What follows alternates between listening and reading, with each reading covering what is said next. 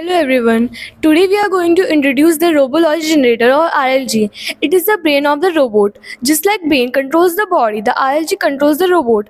It takes input from the sensors, process them and then give output to the actuators like motors, buzzer and LEDs. Why is it important? RLG is also called a controller or manipulator. It works on both analog and digital signal. The main part of the RLG is the motor driver IC, which helps in the smooth running of the motor. So we can say that without RLG, no robot can think or make decisions. Firstly, we have input section where 9 to 12 volt supply is given using battery.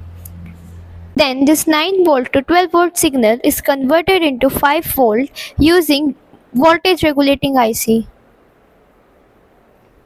We can check this 5 volt signal using LEDs of different colors.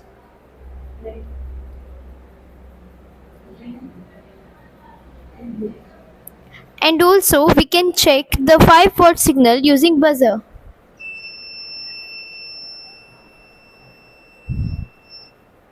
Also, we have a motor input section where input can be given to 4 pins: IN 1, IN 2, IN 3 or IN 4. The motor's output can be controlled with the help of motor regulating IC. And finally, there are output terminals which are connected to different motors.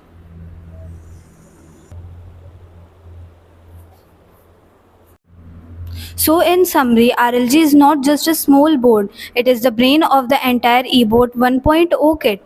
It allows us to convert our ideas into real working models, from simple street lights to advanced obstacle or robots.